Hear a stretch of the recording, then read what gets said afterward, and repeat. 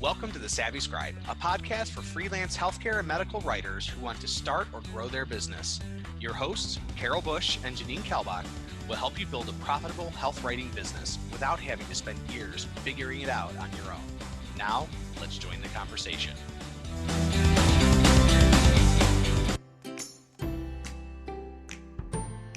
Hey guys, Janine here, just popping in.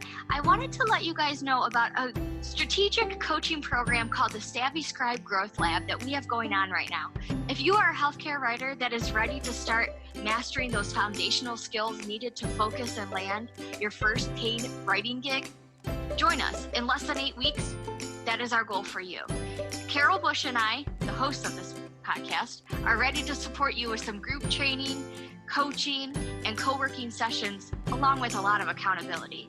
If you go to savvyscribegrowthlab.write, RN, like you're writing something, RN.net, you will see our landing page and everything that's included. Come join us. We're excited to have you, and back to the show. Hello, Savvy Scribes, and welcome to another podcast episode. And today it's just Carol and I talking all about a strategy we want to bring forth to you guys, talking about EAT or EAT. And what the heck does that mean? Well, we're going to have an awesome freebie for you guys. Download it. We're going to talk about it now. So first, here's Carol. Say hi, Carol. Good morning. Actually, here in Kansas, good morning. You guys know Janine and I are morning people. We have a lot of energy. So you might be listening to this podcast episode while you're driving, as you're walking. 3 a.m., whatever you want. You could listen to whatever you want. But right now, it's morning. The sun is shining here in Ohio, which is rare. But hopefully we have some spring weather coming our way. Yeah, I'm really excited, Janine, that we're bringing this topic to our tribe and to our clients. And I'm even more doubly excited that we got together and decided, hey, let's not just do, as a result of research into the Google EAT rating, let's not just share the podcast. Let's develop something that's going to be helpful for our tribe of savvy scribes, our high-performing health writers, our clients, and their clients as well. So I'm really excited to dig into the topic today. So be aware, you guys, when you go to, you'll see the transcript from the show notes today, and that downloadable. Feel free to send that to your potential clients as an introduction and how to, why they should hire you in a sense as a healthcare writer. And I really just quickly want to touch on the background. You said you were researching for one of our clients, Carol? Yes, exactly. So we were, we get approached all the time by some really awesome clients because through the Healthcare Marketing Network, we are a talent pool and a collective connecting high-performing health writers to health brands that need awesome copy. And we were working with a client proposal, and they had shared with me that in the recent Google update, so they released in, I believe it was July or August. I think you're right, yeah. Yeah, I think July. Yeah, 2018, an update to what's called their Search Quality Evaluator Guidelines. And these actually are guidelines that are meant to share with people what does quality look like according to Google's algorithm. And this client shared with us that as a result of the fact that they are obviously writing about a health-related information, so a medical condition, and they are marketing to a B2C, so direct to consumer, that because of some of their content was not written by a healthcare professional or reviewed by that, they were getting a big reduction in their Google EAT rating. And so that really led me to do a lot more research about it. And again, like I said, originally, Janine, I learned that Google actually originally released this search quality evaluator guidelines in 2015, and on August 1st, they really shared in that update some more information about how EAT means. E stands for expertise, A stands for authoritativeness, and T stands for trustworthiness. In this Google update, they were just really demonstrating that those are 3 important characteristics for high quality content, especially for websites or industries that are tagged as YMYL, or your money or your life. So you might think about this, okay, websites where we are writing content or sharing content that deal with life-changing decisions. So especially when you're thinking about health, healthcare, our industry, but think also about the finance industry. Like Janine, your husband's in banking and finance as well. So those are really where the EAT rating are really critical in that branded content, especially for those your money or your life websites. And I just thought it was really fascinating. It is very fascinating. And for those of you who haven't heard about this, this is kind of new in a sense to me. When I read the article, I had no idea what they meant by that until, obviously I read it. But this is beyond keywords. This is beyond SEO. This has nothing to do with any of that. What it's telling us is that these your money, your life articles. So if you're, say you're one of us, you're a healthcare provider, or you're just a random person and you want to find information about lawyers or something you have to do with legal. Well, that's your life, right? So you want a lawyer to write it. You want somebody in that industry to write about it, because that means it's credible knowledge. That means what you're receiving from them makes sense and is the truth. So what does that mean? That means somebody who has no idea about healthcare probably should not be writing about healthcare. Could they? Sure. Why not? We can all search and research. If you wanted me to write something about legal stuff, I could research it all day long. But Google isn't going to recognize me as an expert and authoritative and trustworthy in that area. So think about it. Even financial stuff, like Carol said, those big life-changing decisions, buying a house, you want advice from a realtor, you want those people in that industry. Working on your retirement, you want information from a investor person or financial advisor. So when you're looking at healthcare advice or healthcare content in general, you're going to want a healthcare writer.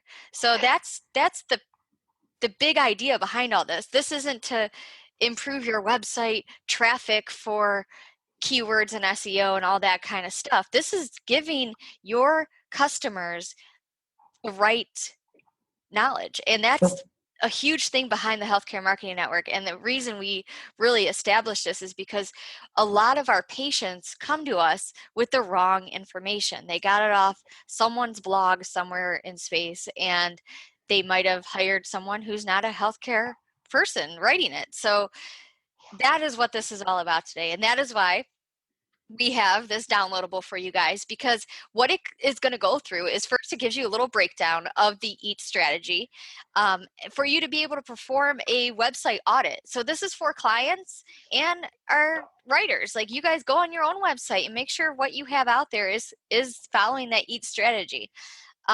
Is your messaging clear? You want to make sure you're honest and transparent with all your messaging. What else, Carol? On your home and about page, we go through a bunch of little checklists for you to go through that, and a content audit for yourself.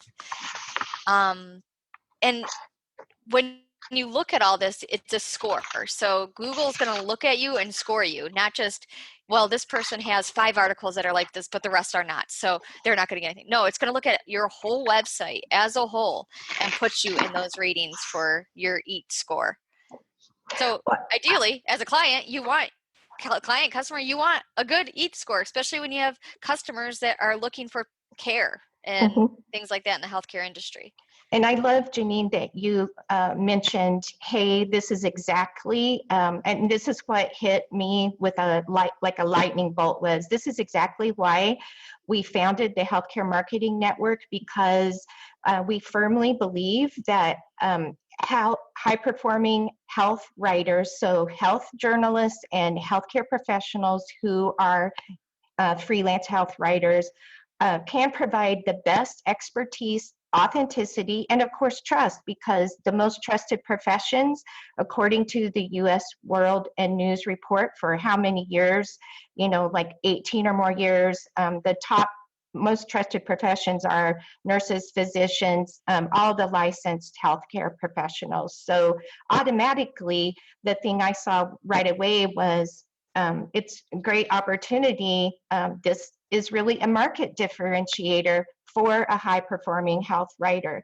So I think maybe it would be kind of fun for us to talk about, in that download, Janine mentioned that we walk through how you can conduct really an audit, and that could be for your own writer website, for your clients or our awesome clients out there. This is a tool that we use as well to help elevate your EAT rating as well.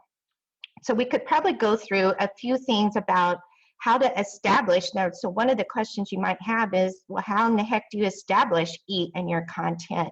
And Janine mentioned in the downloadable, looking at really that expertise. So you might want to ask yourself, who are the experts?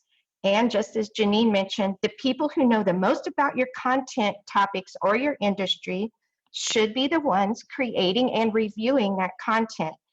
Or at the very least, they should be cited as a source. So one of the things in my research, Janine, that I found out was, according to those Google search quality guidelines, there are two types of expertise. And this is formal. So you might think about this in a way of especially for the health related or medical, financial, and legal industries. Also, the second type of expertise is everyday expertise. When you're thinking about this, could be people sharing their own life experiences. So in our industry, healthcare, patient advocates, or our own stories as clinical professionals, we're sharing that information on our personal blogs, on forums, reviews, and discussions. So Google considers that type of expertise to be acceptable for a lot of topics, such as you might think about how-tos and recipes from that personal experience. So a lot of the wellness sites as well. It's really critical that in our your money and your life industry or brands, we need to make sure the everyday expertise is awesome, but we want to make sure the formal expertise is there. And a couple ways that you can do that, actually there are three. Recruit health writers or journalists. Professional journalists are trained, and high-performing healthcare writers are trained to find and interview sources that are going to bring you that expertise and the evidence. And just like in the Healthcare Marketing Network with our talent pool, some of our high-performing health writers already have that clinical expertise in research, or they're a pharmacist, they're a physician, they're a nurse, they're a social worker. They have that expertise already for your industry. The second thing that you can do is to recruit an editor. So even the most reliable writers can make some typos or possibly attribute an inaccurate source. So it's really important that you recruit an editor. And then the third thing is that you can look at training your content team. And that's what we do within, not only as our peer group that we, our philosophy, Janine, is rising tides lifts all boats, that we share resources just like this downloadable, and we share information. So we're really looking at focusing in, even in our own workflow, when we're working with clients, we provide sources and help people learn to write for our clients' brand voice, for example. And we use our style guide. So we develop that, how to write for the health clients, the the style guide. And then also we do look at focusing on some SEO best practices. So like Janine said, these guidelines are not meant to keyword stuff everything, but it's important that as a foundation in our craft, that we do understand good SEO practices and how to use the expertise of our health writers and their clinical expertise in that as well. It sounds like another podcast episode, SEO basics or something like that for our writers, so that, because I remember too, when I was first starting out, that was a hard thing to kind of understand. Not so much hard, it's just a lot of research. So stay tuned, you guys. I think we might have to bring you that in a quick win or something like that. Oh, yeah, definitely. I know even Janet, Janet Kennedy, our buddy, she knows everyone in the world. I think her next door neighbor is an SEO guru. So I'm pretty sure we can get him to join us on upcoming podcasts. That'd be awesome. So I really like that you said, I'm going to talk to like the content directors, the business developmental people, the marketing people that are working inside a company. So I'm going to talk to you guys really quick about, are you going to fire all of your current writers? No. No, you're not. But what you can do is start to recruit some healthcare professional writers to review your current content, to make sure that those people are using, those writers, I shouldn't say those people, those other writers are using some credible resources and that they're giving the correct knowledge out there. And also have people write stories, personal stories, because that is going to help that rating as well, that score. And then for you writers out there, really tune yourself into what you're an expert in. We all, if you're a nurse, I'm speaking from a nurse point of view, we know nursing, right? So we can write a lot about nursing. But you don't want Janine, the OB nurse, writing about cardiology. You just don't want to.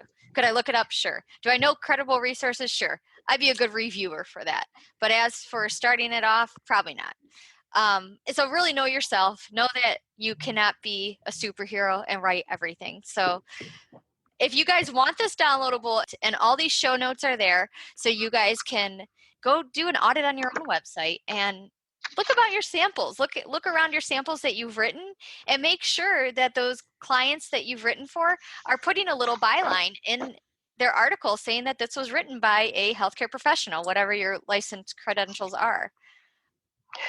And I love that you pointed out that the importance to conduct and cite research. So again, just like you said, Janine, even if your current content creators don't have the clinical expertise, they definitely care about delivering accurate information, as we know.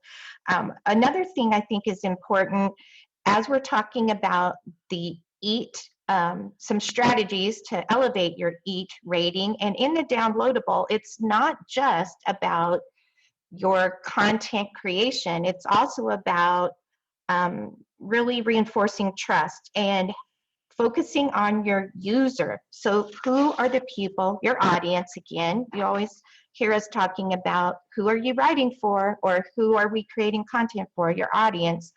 So again, just reinforcing, write your content, not just to be found in search, but you really need to prioritize what are your audience or your users looking for.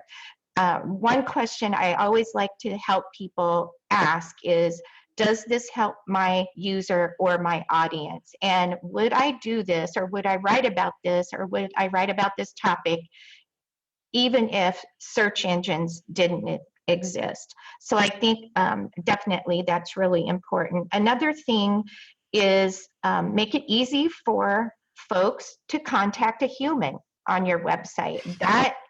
That actually really underscores trust. So what's the biggest frustration when we're on a website and maybe we have a question, we're a customer or a client, and how can I find people, and how can I talk to a real human? Janine, you pointed out, this relates right back to what you said about a company's About Us page. It's a great opportunity to explain to your readers, whether it is on your own write a website or for your client about who you are, introduce some of your team and the photos, and that really helps reinforce trust and make us all be humans. Another thing I think that the downloadable also goes into, and this relates to trust, we want to help our users or our clients, our audience, feel safe when they're contacting us. So this is very, very key, especially if you are